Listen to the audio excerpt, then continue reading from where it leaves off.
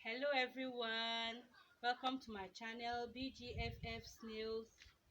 Last time we talked on introduction to snail farming, but today I'm going to be talking on construction of snail ring.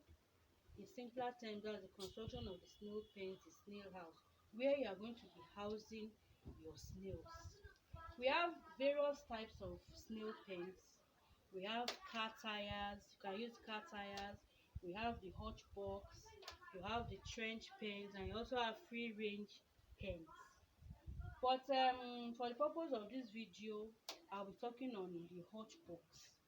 This is a hutch, an example of a hutch box. The hot boxes, you have the single compartment, you have double compartment, you have multi-chamber. This one is the multi-chamber. It actually has 4 chambers. One, two, three, 4 chambers. And I also have the ones that have just single chambers over there. But for this one has 4 chambers. Of course, you can see it is made of wood. This is mahogany. You can either use iroko or mahogany to make it. Why? Because they are strong kinds of timber. They are strong kinds of timber. They are resistant to decay. They are resistant to termites. So they are very good for the construction of snail houses. And you know you are going to be wetting this wood constantly because of the snails. So you need a wood that can withstand moisture and still be in good shape. All right. Talking about the hot box, it is made of wood. It is about, each chamber is about 2 meters long, 1 meter wide, about 60 centimeters long. That's in. Then we have legs. The legs should be high. Raise the legs high above the ground to avoid predators like ants, lizards, and other things. The legs are about 15 to 30 centimeters of height. Those are the legs. Then the legs too should be immersed. The leg should be, this one just came, I've not done the immersion. The leg should be immersed in either you get empty containers, empty swan water bottles, you put it in it and use engine oil. This is to avoid ants and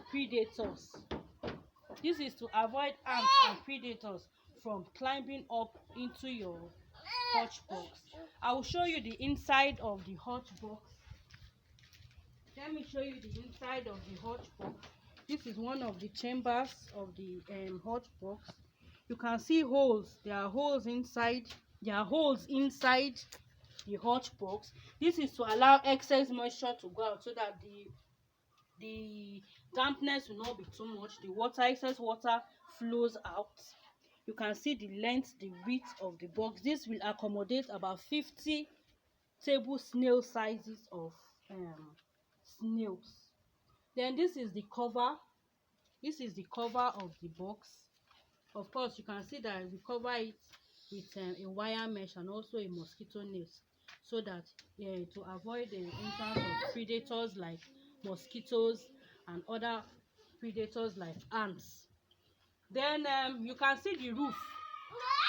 Galvanized sheets we used to cover it to protect it from rain, direct rainfall, and wind.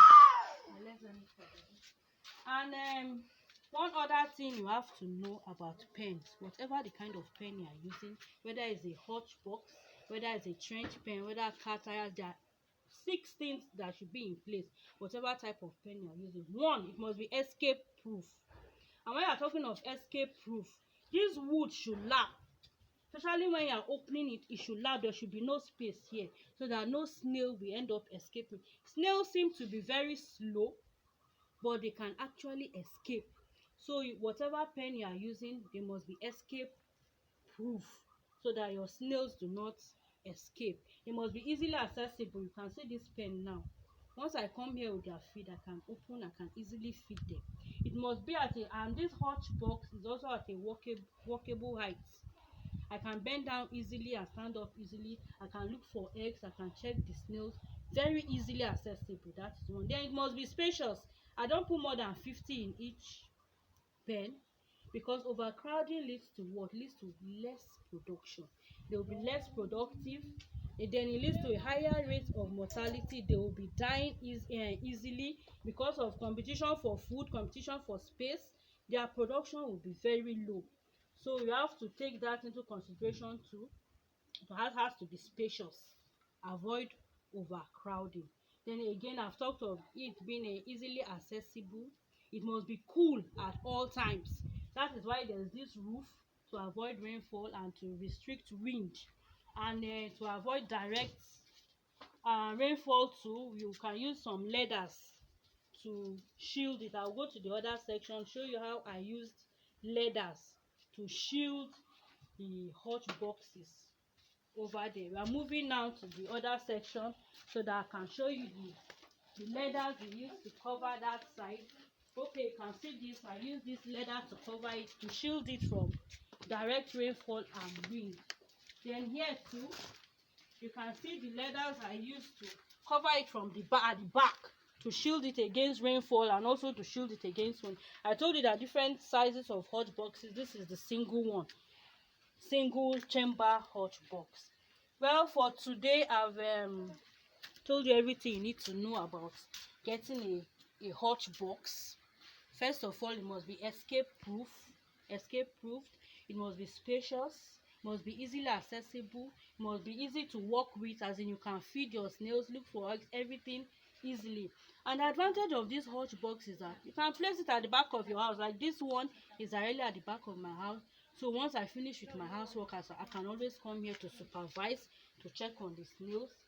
That is the advantage of the hot box method. There are other pens. You can use trench pens, you can also use car tires, you can also use free range, but I prefer this one because it is very convenient for me. All right, that's what we are going to be doing for today.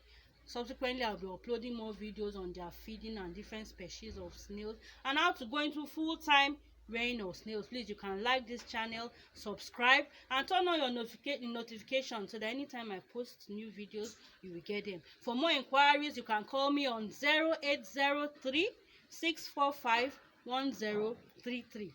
Thank you very much, and God bless.